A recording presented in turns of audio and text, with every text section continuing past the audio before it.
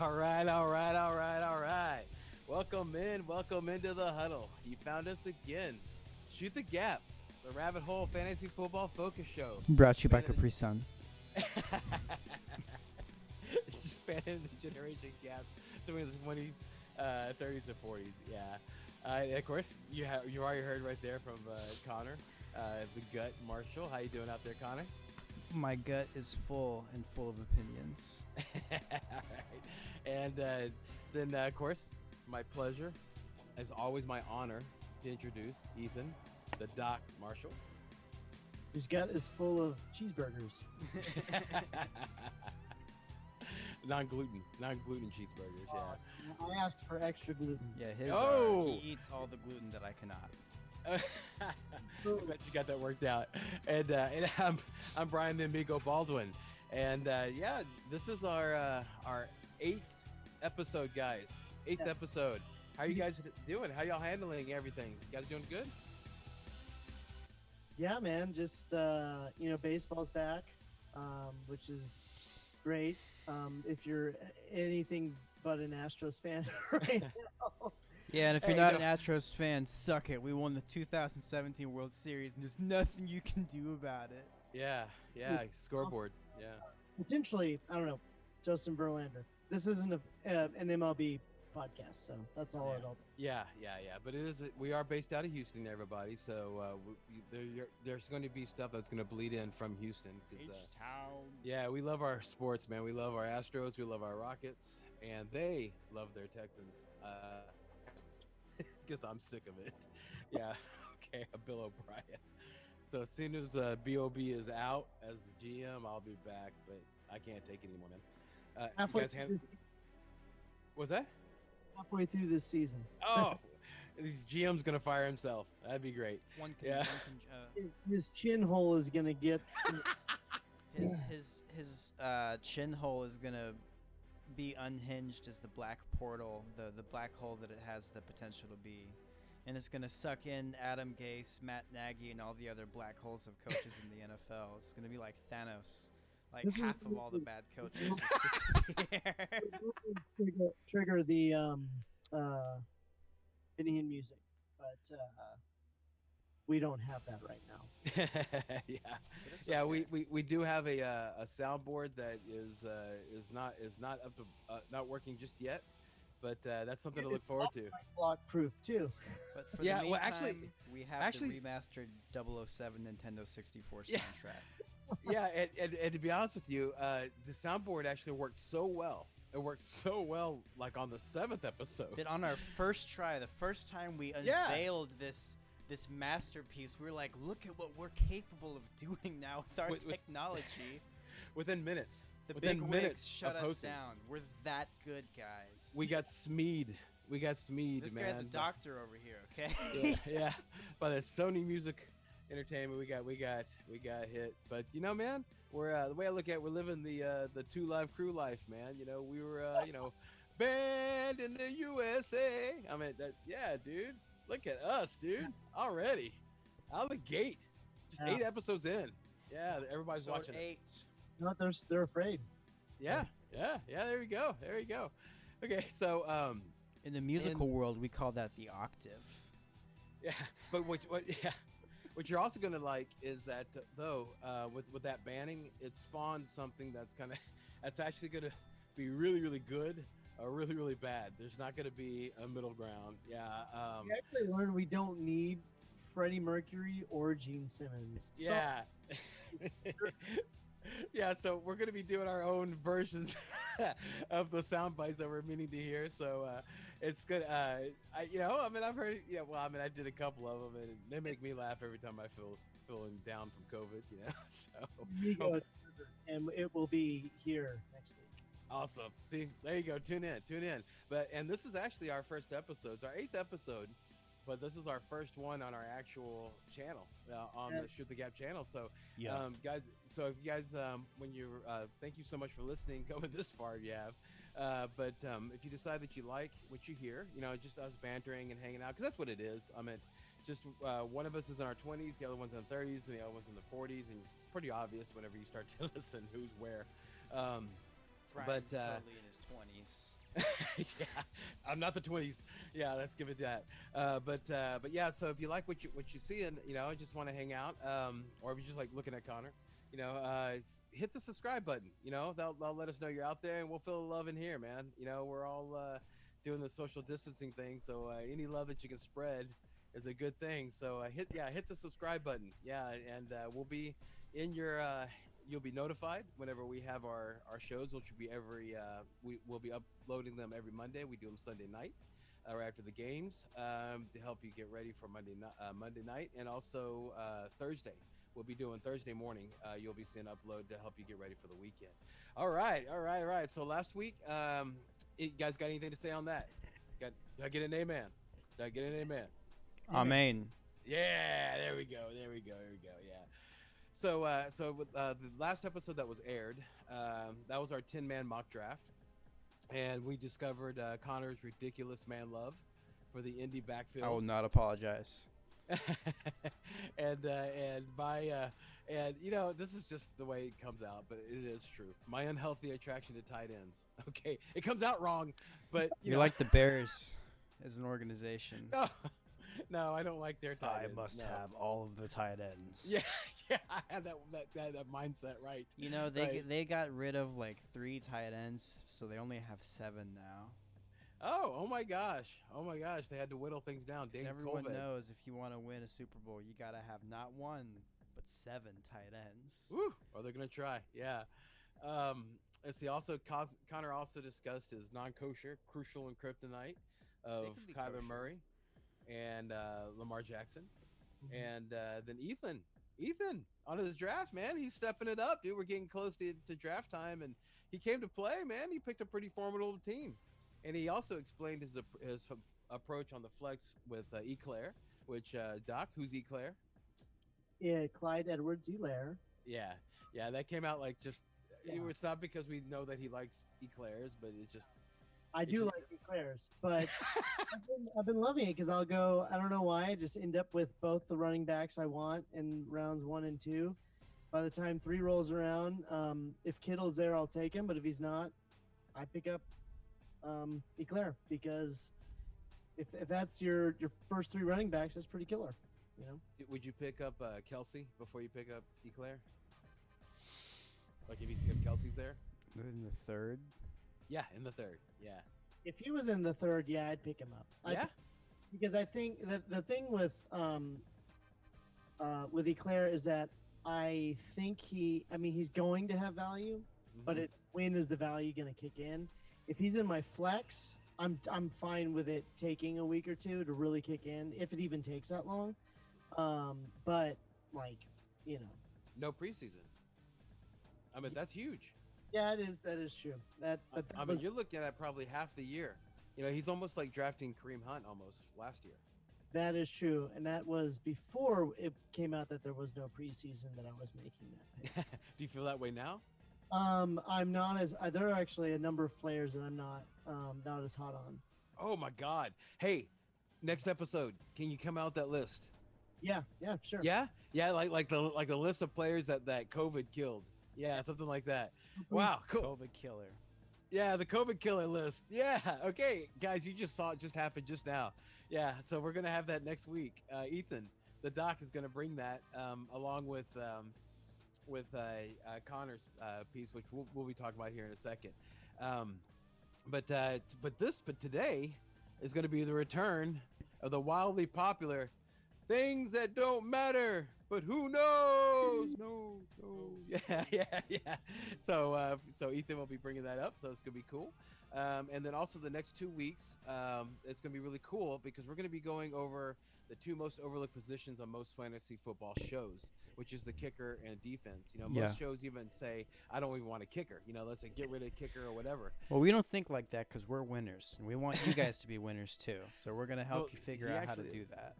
Yeah, and so it's making the most out of every position. Don't overlooking positions because other people are, and so there's some really really good gold in late rounds in the kickers and the defenses. So we're gonna go and talk about that. We're gonna split it up. This week I'm gonna do NFC, and next week Connor's gonna do the AFC. along with the Doc's COVID killers. Yeah, yeah. So okay, so we're going to go ahead and get into the show now. Before, so I wanted to jump to we do a little section called the quick shots, which is like a lot of interesting topics and things that just happened, which a ton has happened even a week. So we'll be talking about that. But before that, I did want to talk about something that I think is very important, and it's time.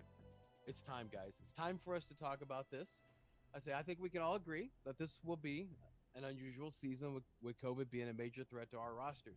Do you agree with that, Doc? You're a doctor. Definitely, as I cough. Well, for a number of reasons. I mean, there's been some more details about the opting out. They haven't figured out everything on that end yet. Yeah. But players who opt out because of fear for themselves, fear for their family, or just, personal objections. So that's going to drastically affect things in a very obvious way. I mean, there is a deadline. So, ideally, you're going to want to wait to have your drafts in your leagues. Oh, yeah. You absolutely want to push it back. I mean, as far as you can. You were wanting to push it back because of the preseason, so you can see as much as you can. Exactly. And now, whatever the deadline is, we want that to be well after that. Oh yeah, dude, that would be rough. Yeah, so unusual season. Yeah, so it requires, since it's an unusual season, it's going to require an unusual approach. So I myself, on behalf of the show, I know Connor, you agree with me? I'm about to go with, man. Do you agree with me on this? I'm about to talk to all the commissioners. Do you agree with me on what I'm about to say? Are you about to talk about how communism is bad? You're the man, my brother. Then hell yeah. And I actually yeah. Go ahead and say your piece. I want to say my piece afterwards because I have some. Okay. What you're gonna say. Okay. All right. So I'm pleading with the commissioners, man. Please do two things. All right, please just do two things to help everybody have a fun season this year. Add as many IR first. Number one, add as many IR spots are allowed by the platform you're playing in. Seriously, add as many as you can. You guys are going to need them. Okay, you're going to be happy that you did it. So please do that. You don't need it until you do. Right? And then also, no waiver wires. Okay, this is the time. It is time. All right, you need to remove the waiver wires. If you're not a commissioner, I'm pleading with you, but if you're not a commissioner, please plead with your own commissioner about this, because what this will do is this will allow you to find replacements if your roster is hit really bad by COVID. I mean, because it could be hit like right in pregame warmups. That's when they're going to be taking temperatures, and if your guy comes in and he's got a 100-degree temperature, they're not letting him in, and that's when you're finding out. And so you either find out then or right after the game. It's so much fun playing in a league that's set up this way. It's like the Wild West. Yeah, we did it last year. Everybody had fun. It was so much fun. You'll be and this is something that Connor has brought up. The man that has 2 rings is that you have to be flexible in fantasy football to be a champion. Is that correct, Gut? Is that correct? Bamboo don't break. I think that's a yes. Yeah. And so removing the waiver wires is simply your league being flexible to the situation and allowing the players in the league to be flexible if and when they get hit by the COVID. And it promotes competition when it comes to information. You can't just sit on your butt all day and then look at your phone at the end of the night. If you really want to get that guy, you're on your phone, like on your way to work, in traffic, so you can be that guy to get that waiver pickup. Well, maybe yeah, exactly. You swerve into oncoming traffic, maybe you don't. Do you get the pickup? The point is you get that guy. The Wild West. Anything goes. Yeah. So, I mean, on top of helping with the unprecedented pandemic, okay, that we're all going through, this change will make the action just a lot much more fast-paced, and it'll help all the players, just like what Gut was talking about. You capitalize on the information you gain by doing your research and listening to podcasts like this one. Would you agree to that, Doc? How am I going so far? I agree wholeheartedly. I think. All right. So, I think the idea that you reward perceptiveness, like it's because and also the way it's set up, the way waiver priorities work is BS too. Yeah. Of touched on that yet. I hated that. There was Yeah. the guy that I was against last year. We both put a waiver pick in for Devontae Parker. He was easily number one in the league, but he got waiver priority over me. I think because the last week he lost a game or something like that. Now, to clear this was a league that me and him were both in. He had Christian McCaffrey, and who else, Emo? Who else was on this guy's stacked team? He was in first place, right? Yeah, I don't remember all the players he had, but he was stacked. He won like 8 or 9 games in a row, was it? I don't know how many games in a row he won, but he won enough. Yeah. Well, see, here's the thing, though. Okay, is that there's these situations like this, but you also get people that they don't really pay attention until like Monday night or like right before the waiver wires are run. And so already the waiver wires reward losing and encourages laziness, and removing them will show that you care. And isn't that what living a good life is all about? Caring, right? In America. In America, yeah. In Well, America. talking about that, see, if I asked you to name a society that's built for everyone to be the same and is set up to prevent people from excelling, even if they worked harder than the next person, what would you say that is? That's some commie bastard bullshit. Exactly. Yeah. So now, it's time for you to rise up. It's time for you to fight against the oppression. I'm gonna do one further. No, listen. Hang on. I'm doing my. Finish your thing. Finish your This is my West Point moment. It's time to change it. It's time to change it up. It's time for you to come down from the mountains and scream the battle cry. Wolverines! Come on. This podcast is planting its flag. No waiver wire. Oh, that's beautiful. Yeah, I bet you didn't know that, huh? I bet you didn't know you guys that on the off back, of the waiver wire, anything's possible. that on the back of Gene Simmons' base is written "No waiver wire." I bet Gene you didn't Simmons know that, says huh? it. Huh? You should probably Bet you do didn't it. know that. This is his base. Yeah, you can't rock and roll all night and every day with a waiver wire. No. So yeah, man. So we are planting our flag. Gene Simmons, I think, is down for it. If we had our soundboard, I think he would be agreeing with us. So yeah, man. So we got ourselves our own little no waiver wire flag, and it just so happened that it worked out that it was on the back of Gene Simmons' base. Can I get into it now? Get in there, man. Get in there. So, just like I think that rewarding not being fast with learning information is bad, I also think that rewarding getting anything other than first place in your league is bad. Now, I know there's some leagues where you get, second and third place get money still. Mm-hmm. Now, I can understand like second place getting their money back because that means that you lose the Super Bowl. So I get that if you make it to the Super Bowl in your fantasy league and you lose, getting your money back. Yeah. Third place shouldn't get nada. They should not get anything. Sure as hell shouldn't give fourth place or anyone else anything, and no money should go towards like any type of like trophy or anything like that. That's the winner's spoils. If he wants to buy a ring, he can do it with his spoils. I think the third place should get a small trophy that says best of the worst.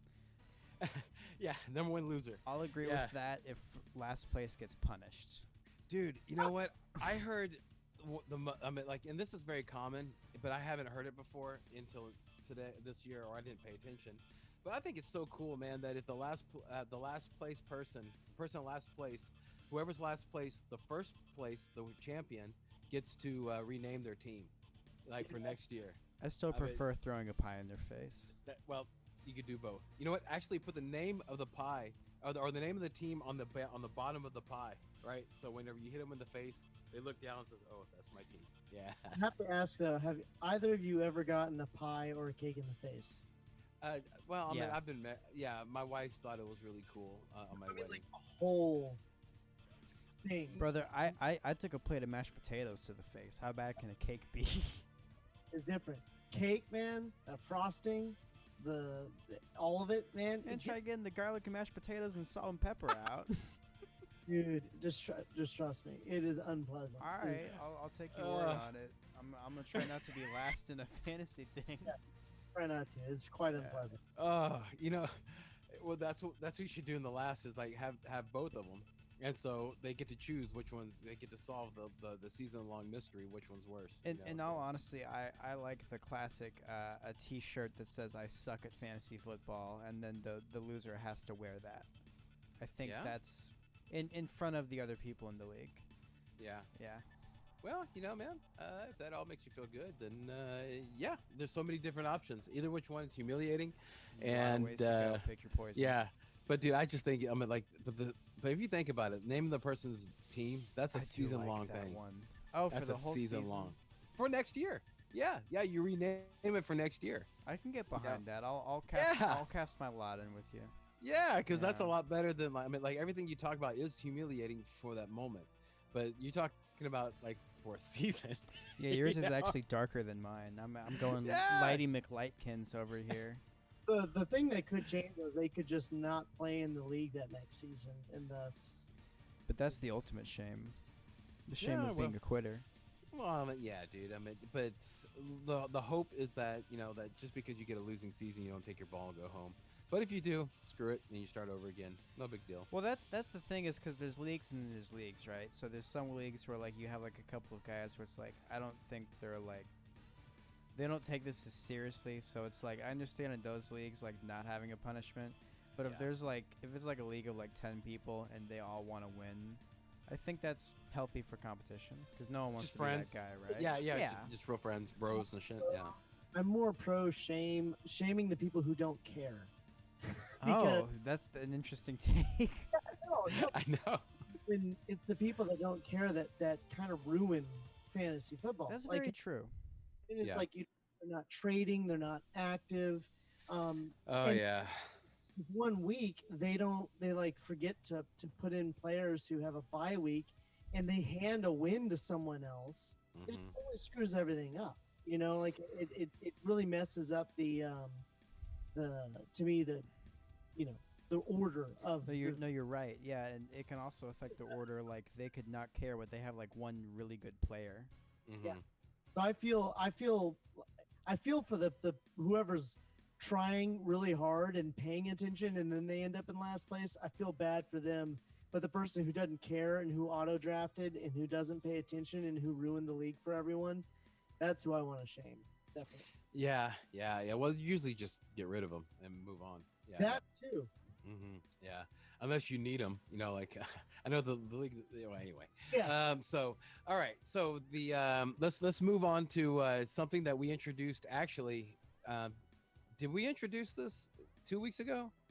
Or was that last week? No, I think it was new categories. Yeah. Well, it's 2 weeks ago that we talked about it 2 weeks ago. We talked about it last week. Yeah. Well, I'm talking about the Reaper meter. Yeah, the Reaper meter. No, that was 3 weeks ago. That was 3 weeks ago? Okay, Yep. yeah, okay. Yeah, so this is where the soundboard, book, book, book. Yeah, the Reaper meter. Yeah. Oh. So, Ethan, since you're the one who forgot the soundboard, make the noise. You got to make all the noises with your mouth now. Ting, ting, ting, ting. So, Gene, what do you think of your sign? Because I love it. That's right. There we go. That's perfect. Okay, all right. So on July, okay, I'm just gonna go run down a little bit of a history of what's been going on with the COVID really fast. Yeah, see Connor's real excited about it. I told you to take a nap, old man. I told you. Yeah. So on July 16th, the NFLPA released that 72 players had tested positive for COVID as of July 10th. Right. Then there was that JJ Watt tweet where he laid everything out, what players knew and what they didn't. Green Bay started stating that if there were preseason games, there would be no fans. Then Casey and Houston were requiring their rookies to report to camp last Monday, which they did. So whenever all that came out, we were like a 2 on the meter, 1 through 5, with 1 being like there's going to be a season, and 5 is like no, they canceled the season. So we were on 2, and then. Last episode when we were talking about it, I actually did a 3, so we moved us up to 2.5. So that was my fault. Okay. But now there was a Twitter barrage from almost all the NFL players, or at least the noticeable ones. The NFLPA has agreed to no preseason games and to daily testings. The rookies have already started reporting to camp. Hard Knocks has released its trailer for the year, and on Friday, Ian Rappaport that based on Friday's NFL meetings, training camps will start on time. Now, it is being reported that 12 rookies out of 9 teams tested positive for COVID, and the Kansas City Chiefs right guard, Laurent Tardif, he's an orderly in Canada. He decided to opt out of the NFL this year so he can help out Canada. So how you guys feel? I mean, so where are you at on the Reaper meter? Doc, let's start with you. For the Reaper meter, I'm down to a 1. I mean, all pointing to season. It's happening. I mean, MLB is fully in. NBA is starting back up, and the NFL has shown that they're willing to negotiate and that they want a season to happen. They're willing to give in to the demands of the NFLPA, which is good. That's what needs to happen. Sounds like a good idea. Yeah, exactly. And so I'm down to a 1. I mean, we'll see what happens. Training camps start up. I'm not saying I'm going to live on a 1, but that's where I'm at right now. Connor, what do you think? I'm at a 2.5. Whoa! Yeah. Whoa! Last episode they were giving me a lot of mess about me being on a 3. I want to go on a little rant here. Go ahead. This is a gut feeling. Get up on that horse, This is a candid brother. moment. Right. The Chiefs starting right guard opted out of the season. He's the first player to opt out. The Chiefs just won the Super Bowl. Chiefs are all, oh yeah, we're gonna win 7 Super Bowls. Pride cometh before the fall, my friend. And Brady also came out. So Tyreek Hill was saying he thinks that they should win 7. He was reiterating agreement with another teammate, and Brady said, "You're right. Why not go for 7?" Brady's not saying that to Tyreek. He's saying that because Brady has 6. And Brady's like, yeah, why shouldn't I get a 7th ring? Watch out. I do see the Chiefs going to more Super Bowls, but I wouldn't be surprised if it's like Chiefs. This is my way too early Super Bowl prediction, but Chiefs, Buccaneers, and then the Buccaneers win. And then Tom Brady retires beating Mahomes, so he can always say that he was 1-0 against Mahomes. You know, if Roger Goodell watches this podcast, which I know he doesn't, but if he did, he just went, oh, in his pants. Tampa Bay, Casey, oh. Why did that make you a 3 on the COVID meter? I said 2.5. Yeah. Why did that make you a 2.5? Because I'm bummed out about the Chiefs not being as good. But you still think the NFL is going to happen. The season's going to happen. Yeah, you're right. He just did a Super Bowl prediction. Yeah, I think. Well, I think the season's gonna happen. What I'm saying is, how good you think the season's gonna be? Yeah, that's. I guess that's what I was. It's more the quality of the season. Okay, so it's a different meter for Connor. It's Connor's meter. It's okay. It's not the Reaper concern meter, strictly about it not happening, or can the concern also be about the effects that COVID has on the season overall? I think to be honest with you, Connor, it's interesting you said that, because I agree with Ethan that I'm now down to a 1, and so this Reaper meter is just too awesome, man. When we get the sound going, it's awesome. Right. It's a cowbell. You know, let's use it for what you're talking about. Well, I guess it comes from the point of view that I grew up rooting against Tom Brady. So okay. that is the core of my instinct as a football fan, is he is the villain that I always root against. Okay. Yeah. Well, that's cool, man. Whatever. If you think that is villains or not a villain, you know, I mean, it's up to you. You know, yeah. So, but the cheating against the Bengals last year. What? But I think you came up with something interesting. What did you say, Doc? I didn't hear you. I think what Brian was pointing to is that it's interesting. Like, do we think the season's still going to be good? Like, still enjoyable? Yeah, right. I love football. I want football to happen, and I don't care. I get to watch football. I get to play fantasy. And even if it all gets jacked up, it's still football. I still get to I get to do on Sundays. I look forward to it every year, and I'm still gonna love it. And that's going to mean that you're going to have to do a lot of research. So please subscribe to us, guys, because you're going to need our information. Because if COVID starts hitting stuff and things go wonky like Connor's talking about, there's going to be some teams out there that are going to start popping that you didn't see. So hit that like button. Please, yeah, subscribe. This is a good. Share with your friends. Yeah, so you can get alerts for every time our new videos come out. Yep. And so the now well, I think we already, just to reiterate, just to throw it out there, since we were talking COVID, that the NFL is allowing 2 to 6 weeks for a player to be on IR, okay, on the COVID situation. So that's just another reason to do the no waiver wire. But yeah, so it's so that the player can get the normal salary and they can open up a roster spot. Just throwing that out there. Let's talk.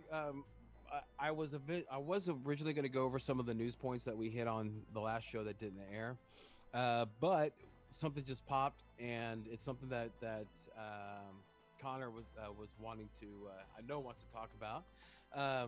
Jamal Adams traded to the Seahawks for 2 first-rounders and a 3rd-round pick. Le'Veon Bell tweeted that he wasn't happy because Jamal Adams was the one that helped recruit him, and now he's gone. They both kind of seem butthurt at each other, to be quite honest. Yeah. So I'll ask you, Connor. I mean, you're very passionate about this, or you to me, I thought you were. That I still am. So, okay, what does this do to Seattle's defense, and who does it affect more, the passing game for Seattle or the running game for Seattle? I think it's more like a total upgrade. I mean, obviously, there's dual narratives. So there's the narrative of the Seahawks love to run the ball, and they're going to do that forever and ever. Amen. And then there's also the school of thought that Russell Wilson came out and said last year.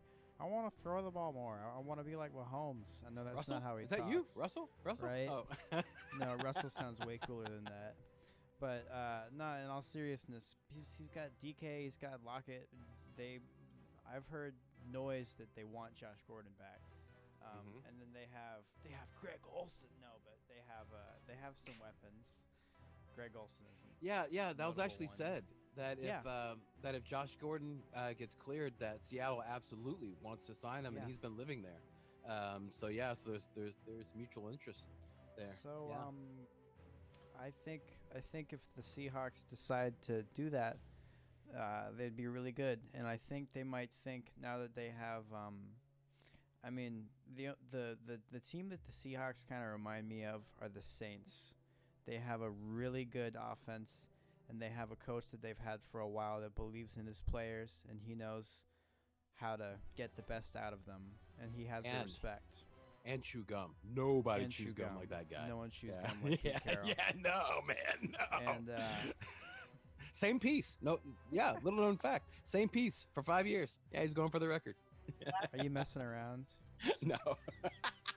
What, really? Go look it up. That's some Willy Wonka type shit. He's like, it's like, man, screw you. Yeah, he puts on his headboard every night, and then when he gets up, he puts. Interception in the Super Bowl that when right at the goal line, I'd never seen someone chew gum that hard in my life. Yeah, exactly. He was going to implode into his jaws, dude. I bet you he can like bite through tile. I bet you he can. You know? So which does it affect more, the passing or running game, Connor? Well, we're gonna have to see, because we're gonna have to see if the narrative of them throwing more succeeds. I'll put it this way: it makes me even higher on DK. Okay, even if Josh Gordon comes. I mean, that's a different situation. So I want to reiterate what I said last week, because my feelings do not change. Yes, Josh Gordon might be a problem, but I like DK's option. Not option. I like the potential of him being there much more so than I trust Josh Gordon to be there for a full season. Not that I don't think that Josh can do it. I believe in him. I think he can do it. But what I'm saying is, history's not on his side. History's not on his side, and who knows? He might not want to play football. He might not be being honest with himself.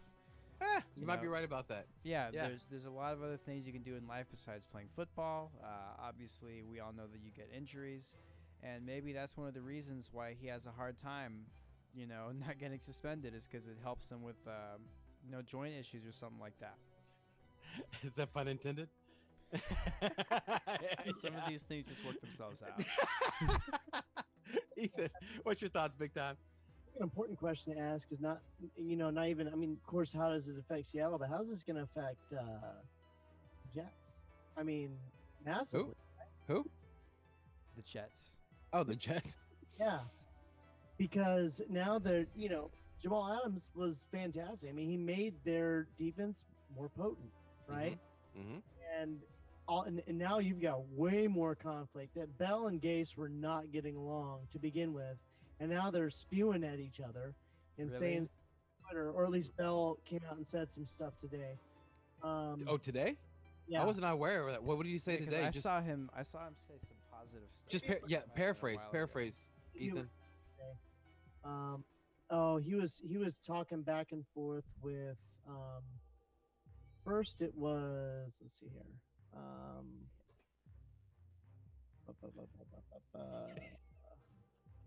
This is super professional. No, I'm laughing because I don't know if you hear it, but my cat is just crying at the door to come in. I mean, he's just screaming his little head off. Yeah. Yeah. So, okay, while you're doing that, man, yeah, that's really interesting about. So Connor, Josh Gordon gets signed by Seattle. What do you think of DK? What do you think of Lockett? What's your thoughts on all that? I'm not drafting Tyler Lockett. I'm still drafting DK. Never in a like 8th round, Tyler Lockett's there. Do you grab him to put on a bench? If I don't have DK, maybe I'll draft him, but I don't want to have 2 wide receivers. But I'm now open to drafting Russell Wilson. Oh, you're open to drafting Russell Wilson? Yeah, I wasn't before because he was too volatile. I beat the guy that had the Russell Wilson DK Metcalf stack last year, and they didn't show up. And here's the story. So he did not make waiver moves. He didn't pick guys up. He had his team, and he felt like it was good, and he wrote it out. And I want to say I was in the top 3 for most moves made in the league that year. And that year, to describe what I had, guys, for those of you listening out there, I got Lamar Jackson and I got Mark Andrews. So I had my own stack that a lot of people would say, like, I rode them. Like, I remember there's this one game where, like, I was going up against a guy that had, like, 4 players playing, and I just had Lamar Jackson. And, like, I won, like, handily. Like, it wasn't even funny. Like, he got, like, 5 touchdowns or something like that. Well, yeah, that's why he's going in the first round in some drafts. Yeah, so, But I also traded for Michael Thomas, picked up Cortland Sutton and Devontae Parker, and I made a trade for Tyreek Hill. So I had a good team by the end of the year that I was able to construct through consistently making moves every week to better my roster, and that's what gave me the edge. So it's almost like you put in so much work, you're like tired.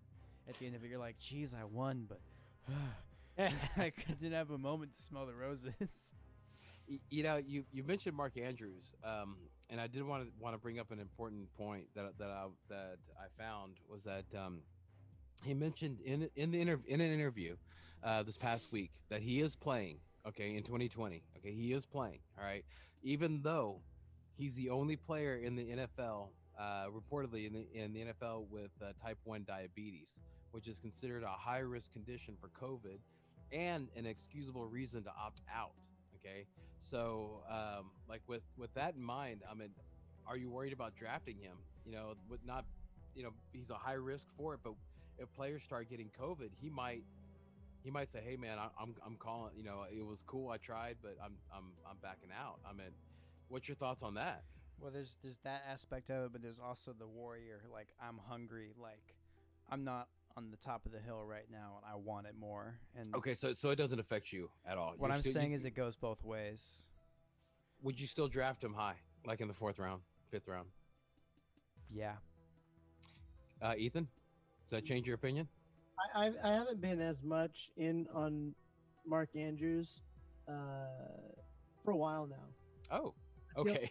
If I'm gonna go for a top tier tight end, I'll go for Kittle or Kelsey, in the third if one of them's still there by the time I'm picking.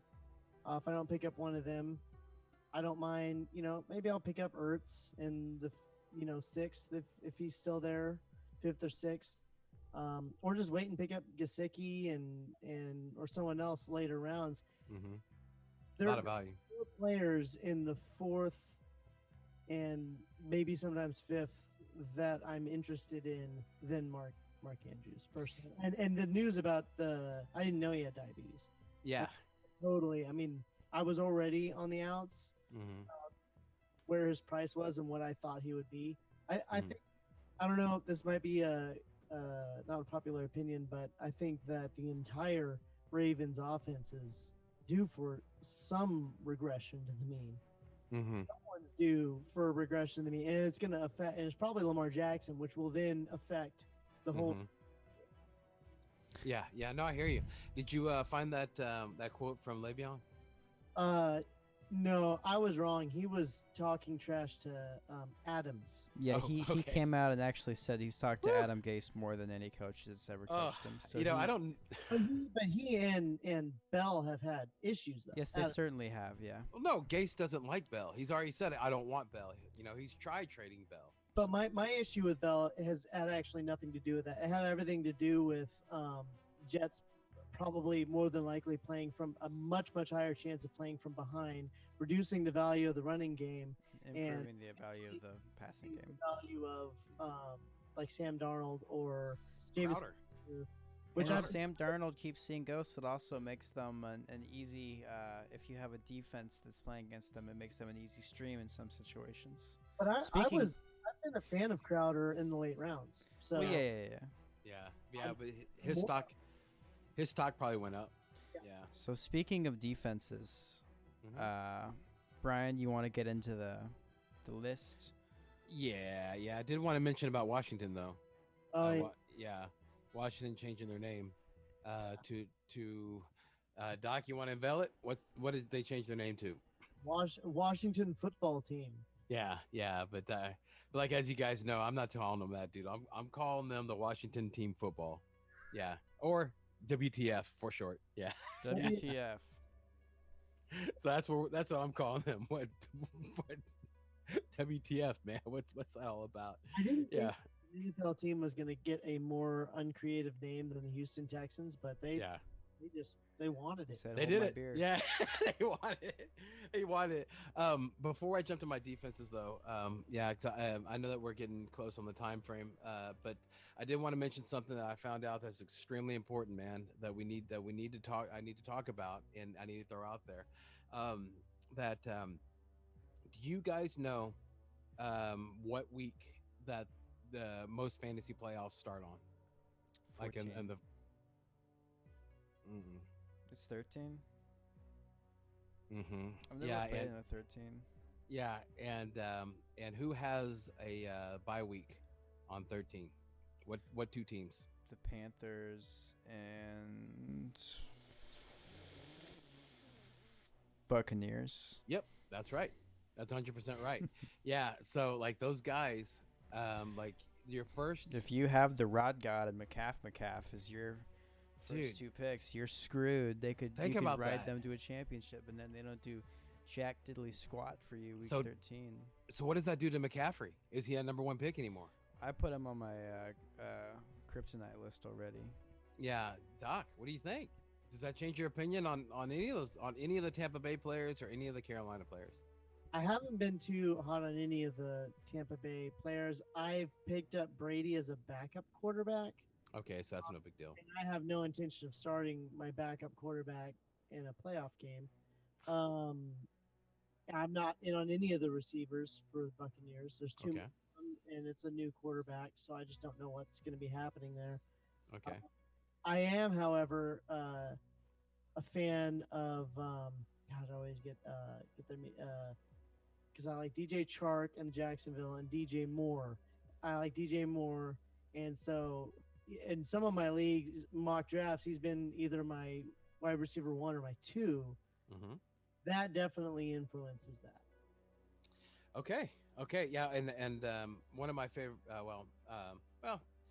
We'll get to it. I don't want to jump ahead, but yeah, I was thinking about that when I saw that because like it's always been like whenever I go, if I go one or two, well, two I should say, because if I'm one, I always pick Saquon when I'm doing mock drafts, and of course, if most people pick McCaffrey number one, so if I'm two, I get Barkley, but sometimes McCaffrey drops, and even if he, I mean, I'm just wondering, like, if I had that number one pick, which I'm pretty sure I'm not going to this year, would I spend that on McCaffrey, knowing that he won't be there for me on the first week of the playoffs, or do you just say, man, if I made it to the playoffs that much, I should be stacked as it is already, and I should be able to weather that storm, So I just wanted to throw that out there. It's a little food for thought, man. That you can't get too excited about the Panthers players or the Buccaneers. I mean, you take the approach that Ethan's taken, which is, make sure that you have an adequate a plan of action because they're not going to be there on that first week of playoffs. Yeah, man. so if you get those guys, you better have a bye. Mm-hmm. Yeah, you better get that figured out. But yeah, so I thought that was kind of interesting, guys. I wanted to throw that out there. So hopefully y'all agreed on me. That was a good reason to divert a little bit of time away from the defenses and the kickers. Okay, so what I'm going to do is I'm going to go ahead and I just go through the list of the top 16, but I'm also going to focus a little bit on the top five, so we can discuss that. And I'll tell you exactly why I got to where I was and everything like that. And and this is I'm going to start with the defenses because last week, when I was going through this, in fact, it was today. It was today that Connor brought up some interesting stuff. So I want to hear this because on the defenses, I literally started ranking them at 13. Okay, and the reason why is because the bottom three, I just put them in a category as just that's stinky. You don't want none of that. That's just you don't pick these teams. You step in something like those teams. Okay, terrible, right? So and they're all kind of on the same pile. Not one turd shinier than the other. But so it's New York Giants as defense, and then the WTF, Washington Team Football, and the Atlanta Falcons. Okay, so I wanted to kind of talk about them a little bit because Connor brought up something about WTF.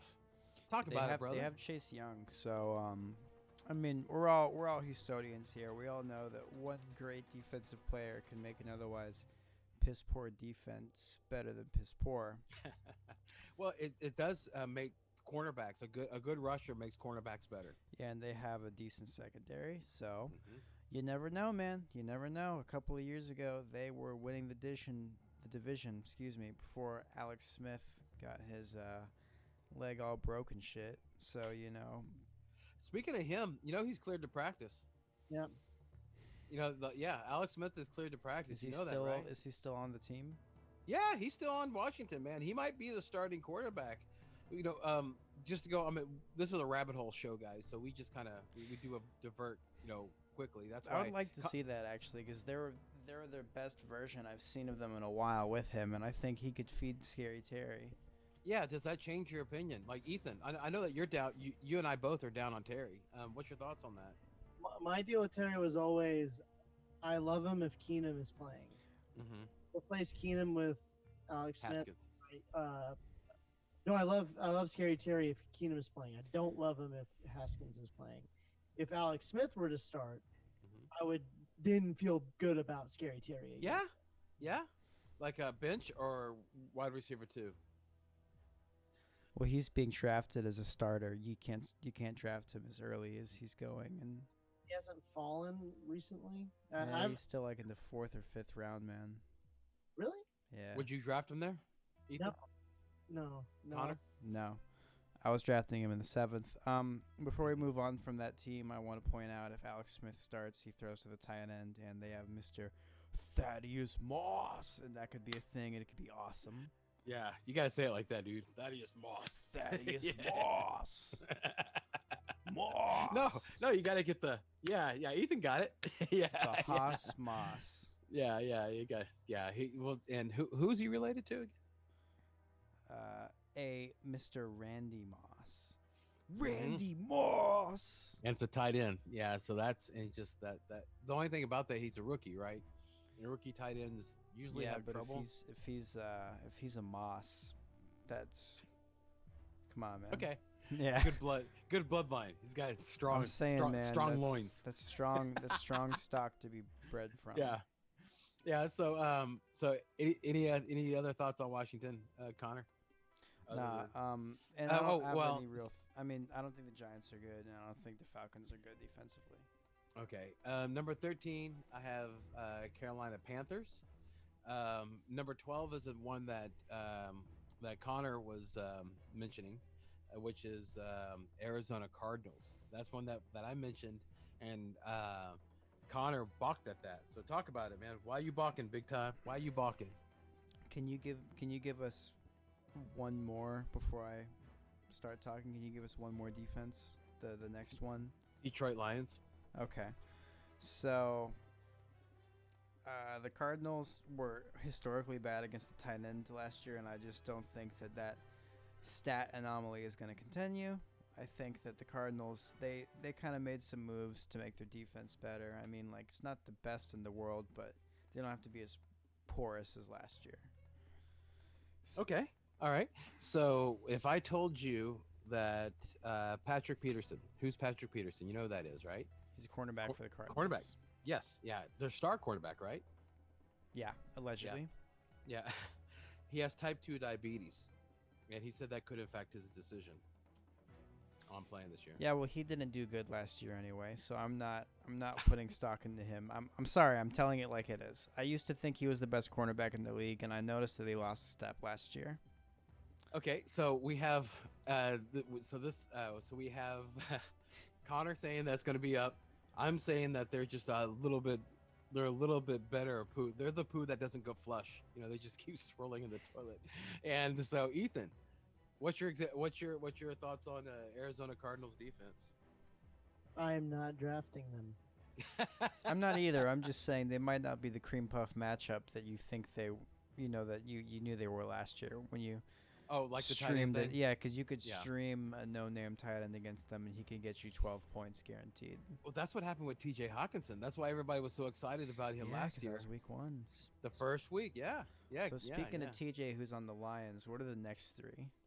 The next 3 are past the Lions. So at number 10, I have the Philadelphia Eagles. Number 9, I have the Bucks. Number 9. At number 8, I have the Green Bay Packers. So I just want to say I think the Bucks are the best defense in that bunch. Do you agree with the rating? I would swap them in the Packers. Okay.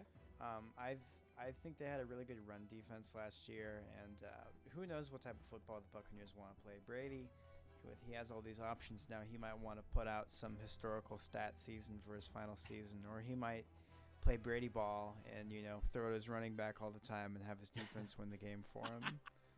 Brady ball, love it. Yeah, yeah. Okay, so then after that, I have number 7 and 6. Yeah, I had to reshuffle a little bit after the Jamal trade. I reshuffled a little bit, but number 7, I have the Cowboys, the Dallas Cowboys. Who's good? That's I've rated the best defense in the NFC East. I don't think they're going to be the best defense in the NFC East. I mean, least. Okay. Okay. Who do you think? Okay. All right. Do you think the Giants are going to be the or the Redskins? The Cowboys have a bad secondary. Sorry, the Washington football team. Excuse me. Sorry. It's gonna be a tough year. Yeah. We're all going to make that mistake. Yeah, I think so. I'm still getting used to calling them the Los Angeles Chargers and the Los Raiders. We're some real Stephen A. Smiths over here. Yeah. So I think they're going to do well. I like Dallas. I think that their offense is so strong that it's going to make their defense picked up, and their defense was picking up at the end of the year last year. So I think they're going to continue on that. So I'm happy with putting them right on the edge of the toilet. Yeah. And also they play every team in the NFC East twice. Good point. Good point. Yeah. So above them, I have the Rams. the Los Angeles Rams. Okay, I've really started to fall on those guys. They lost in Ndamukong Suh. Okay, even though they still have Darnold and they still have Ramsey, they play Arizona twice. You know, the Sioux thing's a big factor, dude. Their special teams is a mess. They don't even know. You know, I mean, you'll see what I discovered whenever I was talking to you about the kickers. So yeah, man. So I wouldn't. I don't like. I don't like that. I mean, they did well last year because the criteria that I was using to rate these guys is their schedule, how many touchdowns they scored last year, interceptions, forced fumbles, fumble recovery, sacks, and if their special team got any touchdowns. And they got 50 sacks last year, but you know, Sue's gone. You know, so and their offense, like we've talked about, is kind of weird. They don't know their starting running back. You know, so any thoughts on that, guys? Was that a good call? Bad call? I like them at the bottom of the top 5. Okay. All right. And number 5 is the new one. Is and this is a caveat. Okay, is that I put number 5 is Seattle Seahawks if they sign Clowney. Okay. Yeah, if they re-sign Clowney. I agree with that. Yeah, because I mean it's a huge thing, you know, to have Jamal Adams and then have Clowney in there. Yeah, that's gonna be pretty sweet. If they sign Clowney, they'll. I could see them and the Bucks playing for. I could see them, the Bucks and the Saints playing for the rights to be in the Super Bowl, representing the NFC. Yeah, I agree. So they didn't have any touchdowns. Now the forced fumbles, they had 19, and they had 26 fumble recoveries, 28 sacks, and they actually did have a special teams punt return. So, you know, that was before, you know, but all these stats are before Adams, and now Adams is joining that. So the thing that's really a knock on them though is that they do play Arizona twice. You know, so they also play the Rams twice. the three teams I'm trying to stay away from are Kansas City, Baltimore, and Arizona. When I looked at defenses, I think it's also worth noting that the Rams are one of the teams I want to play against, especially if they're on the road and they're you know. So the game in Seattle will be great. Yeah, absolutely. Yeah. What do you think, Doc? Did I get that one right? Yeah, especially with the moves that happen. It's now to a point where if I'm late, there was a big run on defenses and there's not a lot left in like the 14th round, the 13th round, I wouldn't feel bad picking up the Seahawks. That's a very good point. Connor's. I've noticed I've done some drafts with Connor, and he started to pick defenses later and later and later and later. And one of the defenses he keeps hammering, I'm not going to spoil it for you, but they are in the AFC, so I'm sure he's going to talk about them next week. But yeah, it's probably the same concept as what's going on with Seattle. And you can probably get those guys like in 13, 14, put better value in round like 10 or 11 whenever you have to draft the higher defenses. This is our timer. Let's hurry it up. Okay. Okay. All right. Speed round. Okay. Number 4 is I have New Orleans Saints. Okay. Like it. Yeah. They play Kansas City once, but they also have had 51 sacks and 1 return punt. So I like those guys. They have a good offense. You guys have anything to say about that? I hate Voldemort. Yeah, we keep the streak alive. I'll try to keep every episode. He has to say the name that should not be said. Taysom Hill. My only like apprehension for the Saints is they tend to get into shootouts. Yeah, that's what's about them. But I think talking about skill, talking about stats, talking about what they're going to put up, Saints deserve to be in the top 5 easy. Yeah, and then number 3, I have Chicago Bears. Yeah, one of the biggest thing is that they don't play either of the 3. You know, they don't play Kansas City, Baltimore, or Arizona. They did 32 sacks last year. They had 14 fumble recoveries, 10 interceptions. So, and that was whenever they were banged up. And they had a return for a touchdown. And they had a terrible quarterback. Yeah. So imagine what they do if their offense is good. Yeah, right. Actually, and that's something. Their defense is healthy. They'd be unstoppable.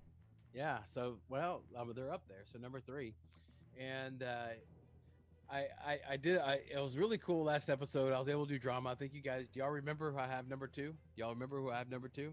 The Niners, and you had Yep. the 49ers. Number 2 is because they don't play KC or Baltimore, but they do play Arizona twice. They had you already know that they're a strong defense. 37 sacks, 21 fumble recoveries, a couple interceptions. Their stars are Nick Bosa and D Ford, so they have a really good defensive coordinator. So so they're really. But here's the thing: is that those guys keep on getting. They're usually picked like 9th round. I'm seeing in 10th round in the mock drafts. Right? I have them ranked number 2. Okay, and of course number 1. If the teams that I haven't discussed yet is Minnesota Vikings. Minnesota. That's the one who I have as the number 1 defense in the NFC. Don't you can get those guys like in the don't you know? You can get them like in the 13th. Should I tell you the whole thing like this? But the accent. No, the 13th or the 14th round. So you can actually prioritize. If you want to get a little frisky, you can get them in the 12. But the point is, you can wait till later in the draft to get them. They don't play against Arizona. They don't play against Baltimore. They don't play against Kansas City. They had 29 fumble recoveries, 48 sacks last year. And this year alone, they put 9 picks in the draft on defense alone. 3 cornerbacks, 2 defensive ends, 2 safeties, 1 linebacker, and 1 defensive tackle. Just stacking it up. So that's my number 1 defense of the NFC. If you guys got anything to say about the rankings that I've gone through, you guys are cool with it? I love it. I love the pick of the Vikings number 1. Gene, what do you say? Because I love it.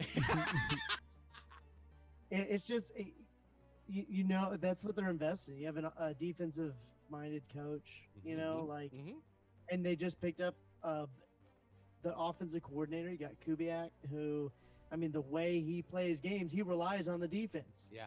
Right. Yeah. And so, that's the deck is lined up in the favor of the defense. So So there we go. Okay. I don't so think the Niners are going to be that good. I think the Bears are going to be the challenger for the number 1 spot. Oh, so you think I should switch? It should go Minnesota. But that's just my opinion. I understand why you have it the way you have it. I'm not as high on the Niners. No, dude. The whole point of doing the list is to show that you don't have to freak out and grab the Niners really high. That there's other teams in the NFC that are actually as good or better, it seems. But encourage other people to do that so that you profit from it.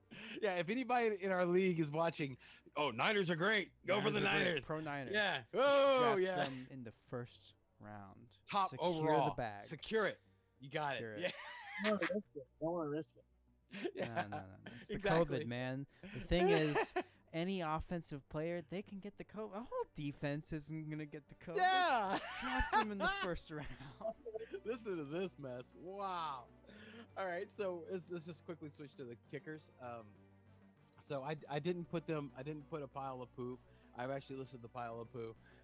Number 16, I have the Los Angeles Rams kicker, which right now is a guy named Larim Harjolahu.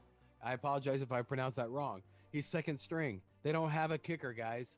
All right, we're about 2 weeks away from training camp. No kicker after they lost Zerline. How you like that mess? You're right.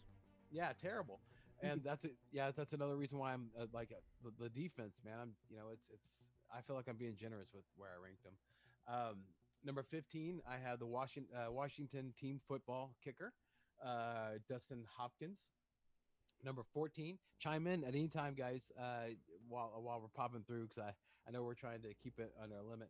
And then number 14, I have Eddie Pinero, who's the Chicago Double kicker. doink. No, I don't think he's the doink. Is he the doink? No, he isn't, but They fired him. Yeah. He didn't come back after the doink. no, because he Okay. pretty much lambasted his entire team in an Yeah. interview. His effigy. Oh, did he? Oh my gosh, yeah. Well, not Eddie, but the other guy. Yeah. Okay. So number 13, I have Daniel Elliott, which is the Philly kicker. And number 12, whenever after the Jamal Adams news, I still like went back to my list, and I'm still happy with how I have this guy listed. Seattle, I have Jason Myers. That's number 12 I have listed. Um, Number 11, I have Matt Prater, which is really important to know, guys, because a lot of people are picking Matt Prater high. It's not that I'm down. It's not that I don't think that he's bad. I just think there's other people above him that are better. And you thought, does that sound about right, guys? Yeah. Okay. Then you know how high he's going as a kicker. He gets picked before the top ones like number 2 down. He gets picked. He gets picked before those guys. Yeah. Yeah, he's usually, I think, like the second NFC kicker picked. Mm-hmm. Yeah. So number 10, I have the New York Giants kicker, Aldrich Rosas, and the reason why I have that guy is because he really came through. For the gut last year, he sure did. Shut up! He did not. He sucked. He sucked. I drafted him, and he sucked. Oh, it was 2 years ago. Yeah, he was good 2 years ago. He sucked last year, so I dropped him. Okay, after the gut dropped him, he started doing good. But I do remember he was doing well. And they're going to probably be trying to score as many points as they can on the Giants. So they're going to be trotting that guy out there as much as they can. Mason, number 9, is Mason Crosby for Green Bay. Which I know that you can see Connor's face. He hates Mason Crosby. This guy hates Mason Crosby. He only missed 5 field goals in a game. Okay. How many negative points was that for you? Oh, too many. Look at his face. Too many unnecessary negative points. That's awesome. That is awesome. Yeah. Okay. So if you made like 2 of them, you would have been in the positive still. Yeah. Let me take this moment to just say how angry Connor is right now is because of how much this affected his team negatively, and this is why we're talking about this stuff. Yeah. Good point. Amen. Good point. Yeah, and all these guys that I'm mentioning, other than Prater, are going undrafted. Prater's the only one that's going drafted. Yeah. And I think Mason Crosby is like in the 15 or something.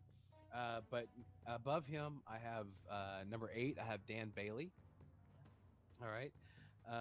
So that's the Minnesota Vikings kicker. And then for number 5, I have a tie. You know, I have, or actually, no, number 5 it's number 4. I have a tie. Number 5, no, actually, no, it's right. It's a 3-way tie. 3-way tie. That math works out. The 3 I have is Robbie Gould, Young Ho Koo, and Joey Sly. I love Mr. Koo and Mr. Sly. What about the bye week thing with Sly? Are you worried about that? I think you can stream another kicking option. Yeah, dude, if you are in the first round of your playoffs, then the majority of your team is gone.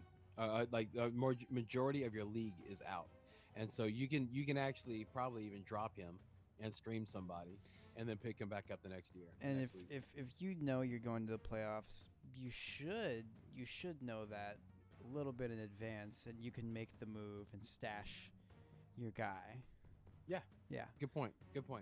Yeah, and Young Ho Koo, he's now I did do how we doing on time? Should I go through stats or just keep rolling? Speed round. Connor? Okay, and so he's I had so much more to say, but okay. It'll come out eventually. So it'll come out eventually. How about that, guys? Stay tuned. It'll come out eventually. Yeah. No, but he's in a dome. He did really well last year. So, and he was a rookie, or actually, no, I think it's his second year. So, yeah. But here's the thing about Robbie Gould that I want to throw out there. I mean, he's been around for 15 years, but and I just want to throw this one stat. Just throw it out there that last year he was 0 for 4 on 50 plus kicks. So only 4 times they gave him a shot, and he missed each one over 50 yards. And that's where the money makers are on kickers, and people are picking him really high. Okay, so stay away from Robbie Gould because the dude cannot hit long kicks. He sucks. Yeah, well, he's just not as good as you think he is. he's getting picked way above the next ones that I'm going. Number 4, I have Greg Zuerlein. He's on Dallas Cowboys. I think that's going to be a really good team for him. It's kind of in a dome. It's more like a toilet bowl, but still it's like a dome. He plays in. So weather's not going to be that much of a factor. And being in a good team, he scores a lot of points. Number 3, I have my man Matt Gay. So I'm not worried about him, even about the bye week issue. You guys got anything to say about Mr. Gay? He's been one of my targets for Yeah? yeah, because the only kicker who's going above him that I would probably Tucker, right? Like he's the one kicker that like goes high that I'm like I can see why they're actually going high. Mm-hmm. But where they're falling, Gay's my first choice. Yeah. Okay, and same thing. Yeah, I know that Matt or Connor's pro Gay, so yeah, so that works out well.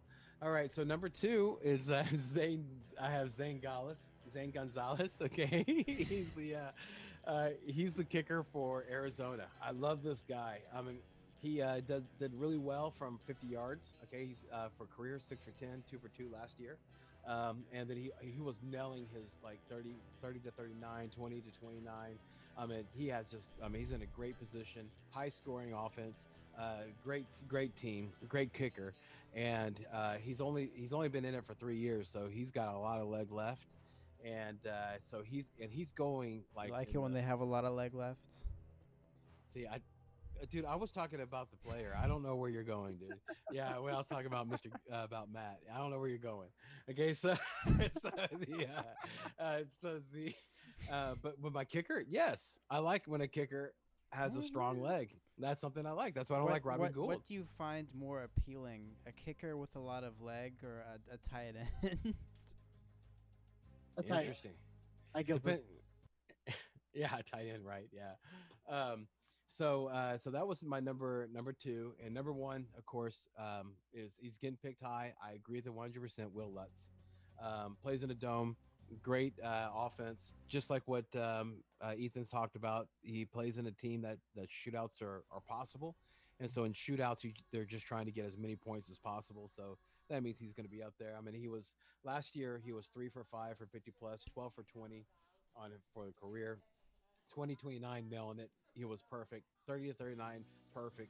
40 to 49 13 of 15. So yeah, this guy's solid. Only 4 years in the league, and yes, Connor, he has a lot of leg left. Okay. So yeah. So those are my rankings of the kickers. What do you guys think about that? Like it. Yeah.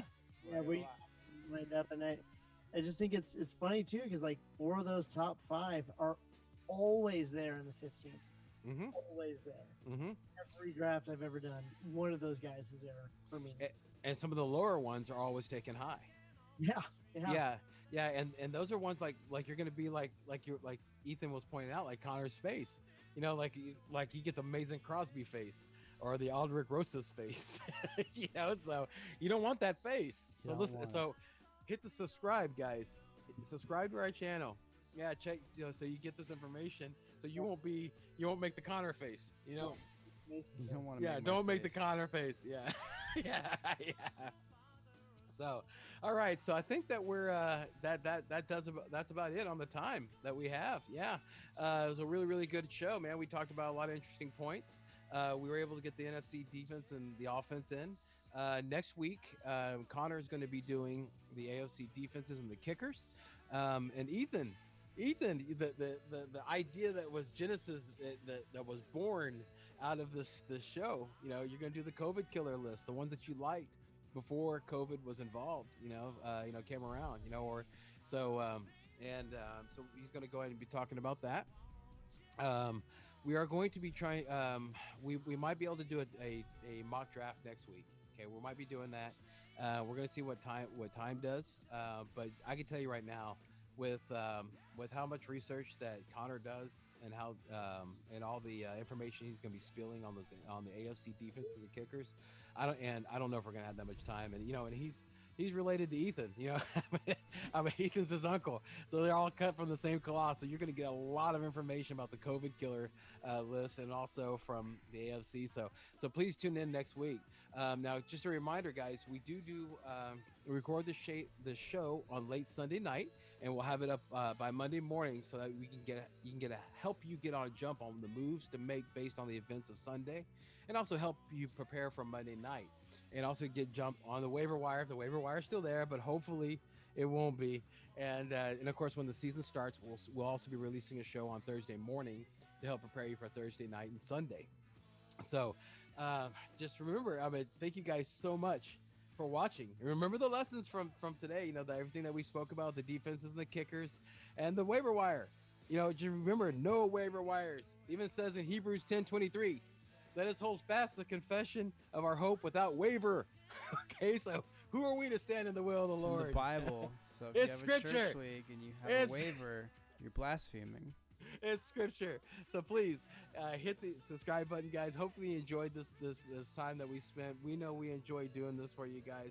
We look forward to a long NFL season, be able to bring you many shows, help you guys win your championships. Thank you so much for watching. Please subscribe so you'll get a notice and you can see all the next ones.